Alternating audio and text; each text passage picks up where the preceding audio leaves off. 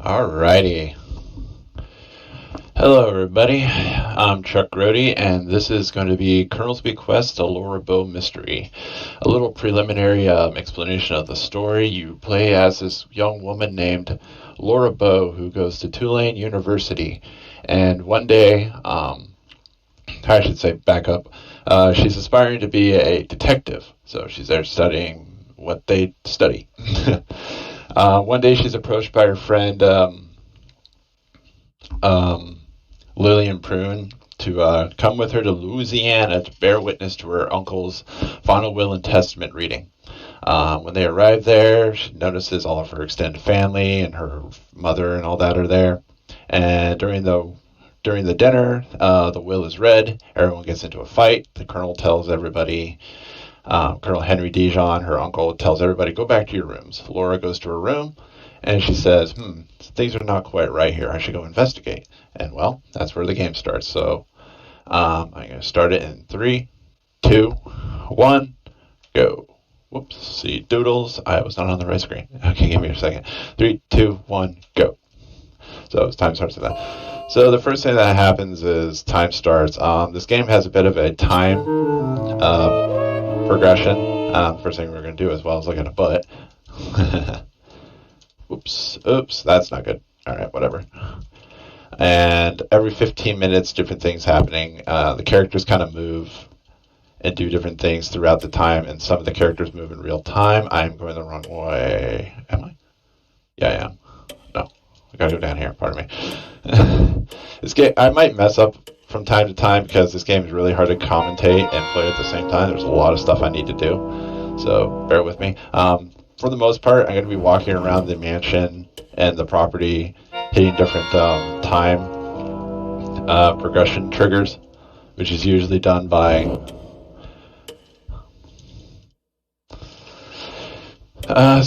eavesdropping on people conversations, finding different sections like that. Like just walk in there and that old lady right there, Gertie, is sleeping. Then all of a sudden we go back in and that looks like a murder scene. And since this is a super sleuth, which is the de facto 100% category, I'm basically doing everything that's necessary to do that, which is there's a notebook that Laura has, and she takes notes throughout it. You basically have to fill out all the requirements for it. It's a lot of stuff, so bear with me. So for the most part, I'm just trying to get all that stuff. This game runs on the SCI Zero engine, and with what that is Sarah's creative interpreter. It's a hybrid point and click, hence why I have like a mouse cursor that I'm never going to use, and text parser. And there's a few tricks we can do with that.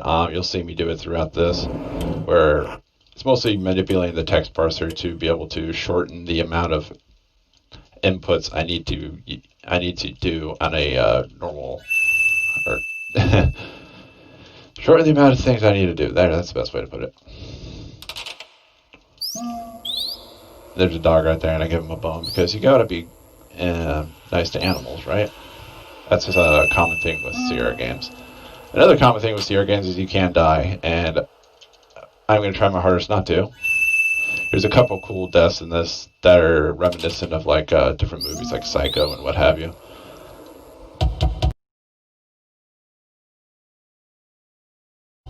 So, anyways.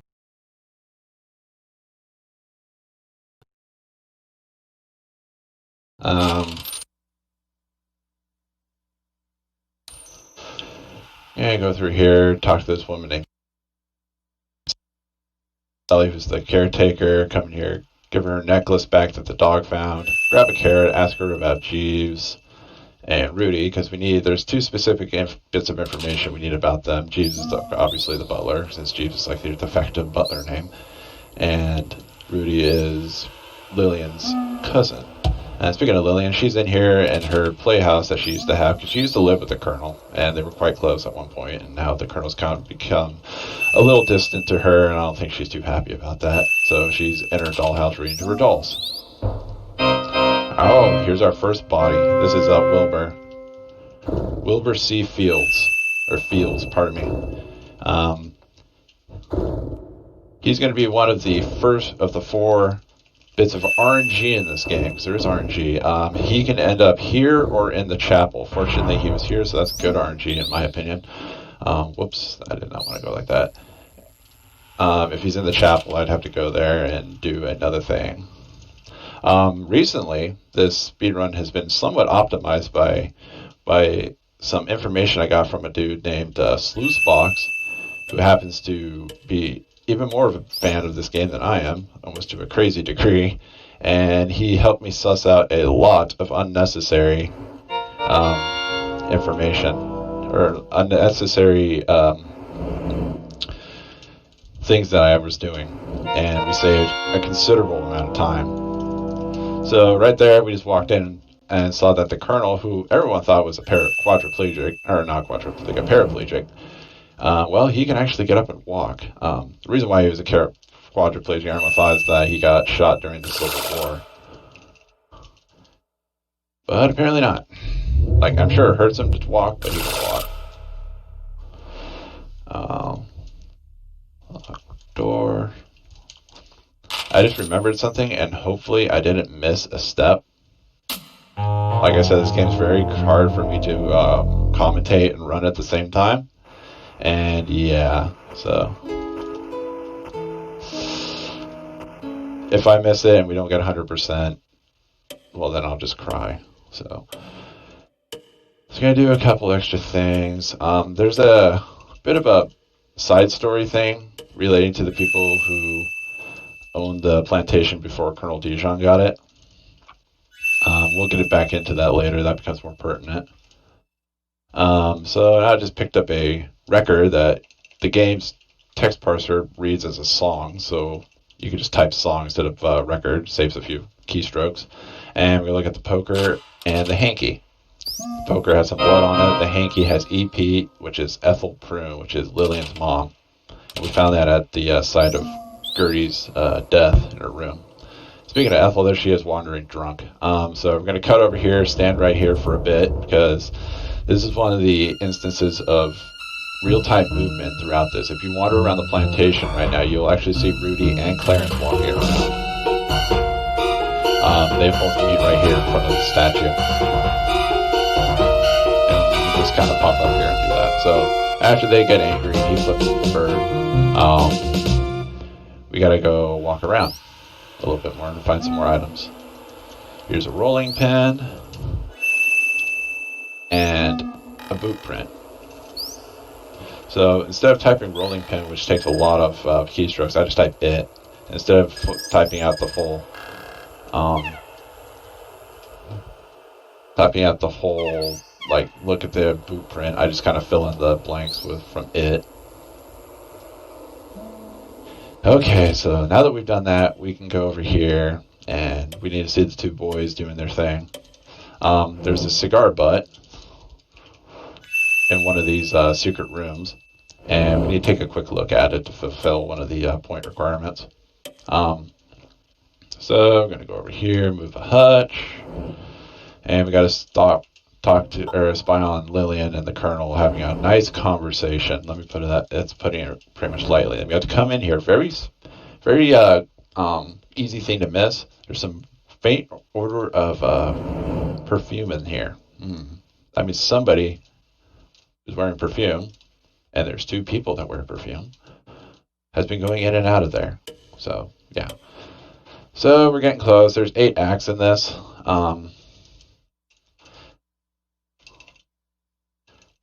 And we're at 6. 6 goes by very fast. The longest one is 3. Most of them are pretty simple. So we're going to go over here to Sally's house. She says, I feel bad spirits over here, because she's like a voodoo lady. So her intuition's pretty strong. He's there petting the Doge. Beauregard, he's a good boy. We got to go over here, oil this bell, pull this ring, use the can, because we need a crank that's inside of it. If you stand underneath that, well, you become a Southern Belle, and that's the pun that they use. I'm gonna go in here. See our perfectly stable friend screaming and choking her dolls. I don't think she's in that bad of shape right now. I'm going the wrong way, by the way. Gotta go through the house. If I walk right here, the chandelier that's above there is rickety and it'll come down and kill me. Yeah, that's fun. So we're gonna go in here. We noticed that Clarence was writing in a book, talking about stuff, and now his chair's dipped over and there's blood on the ground. I'm sure he just fell down, right? Get Lillian's diary. We're gonna look at it with a monocle because that's what we do, and we're going to read it. I know you're not supposed to read people's diaries, but you know, we're suspecting your friend to be kind of crazy, and yeah, so good RNG right here. Clarence can either be in here or in the doctor's room, which we went into briefly in the first act. We're gonna look in the waste basket for a bottle, and we look at it with a monocle. It's gonna say that it's a sleeping pills, and it's fatal in large dosage.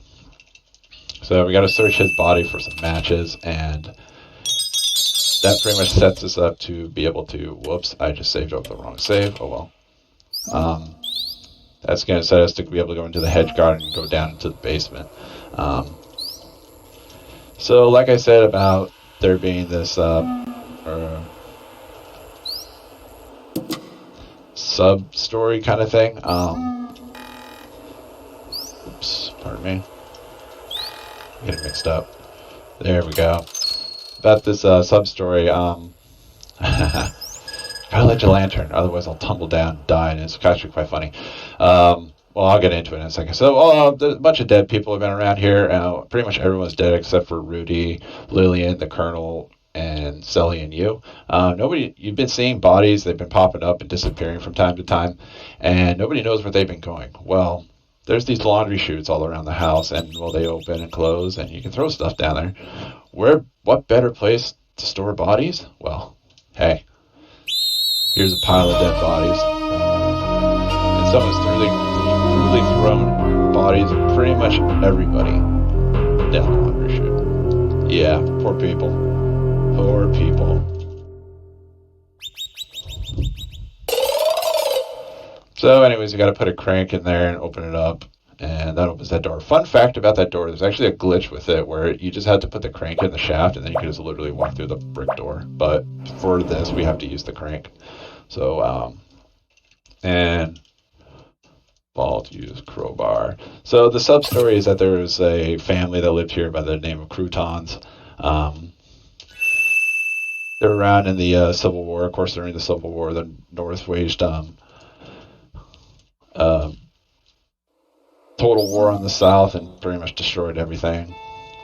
They were unfortunately hit, and they've had to file a thing of diamonds there, the family, for their daughter Ruby. Type vault. And yeah, I don't think she ever found it.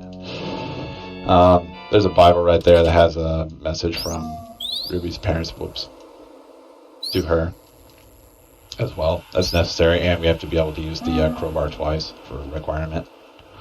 So now we're going to go into the hedge garden, and Lillian's dead. She's been shot, and she's wearing a army jacket. You may have noticed throughout the whole game, if you were keen of eye, we don't spend a lot of time on each screens, but there's been this shadowy figure dressed in army clothes walking around outside, and well, we found out it's Lillian. And pretty much found out that she's been killing everybody. So, since I mentioned the doctor's room, there was a bag in there I looked in, and it was one of the items that we need to find to see that it changed places, and this is one of those very, very subtle things you need for 100%. So, they're having a fight,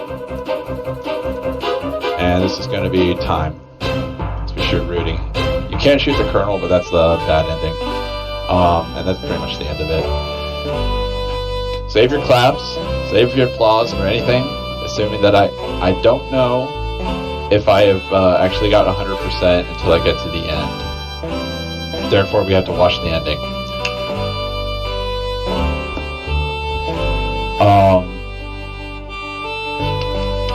I don't know how much time we have between runs.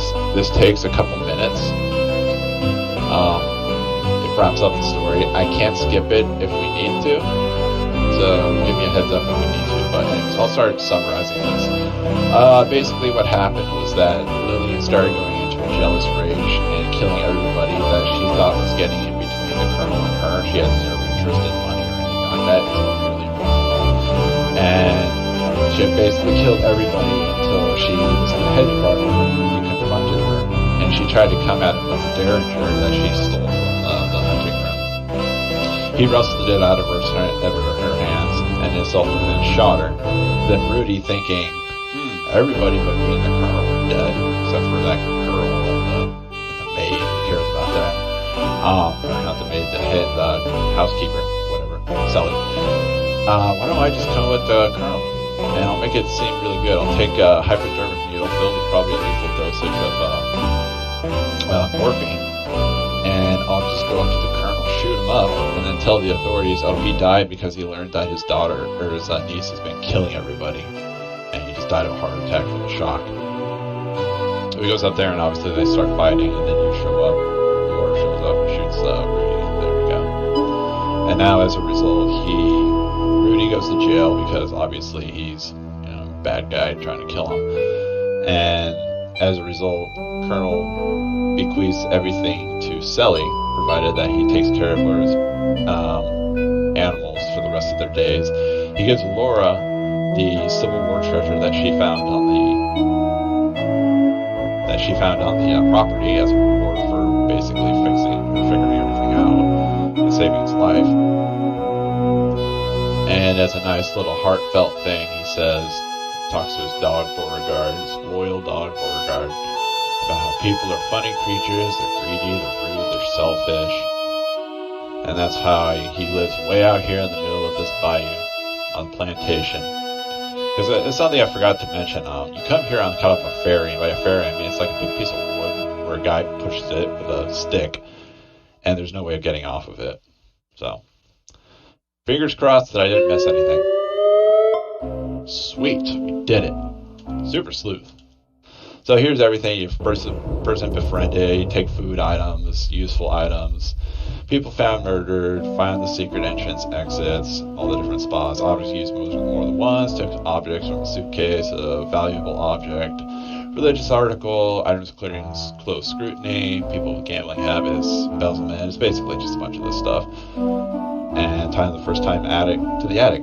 So yeah, that is Super Sleuth 100% Colonel's Bequest. Thanks for having me, Rgltv. I hope everybody enjoys the rest of enjoys their Halloween. Hope they enjoy the rest of the marathon. And thanks for having me, and I'll catch you later.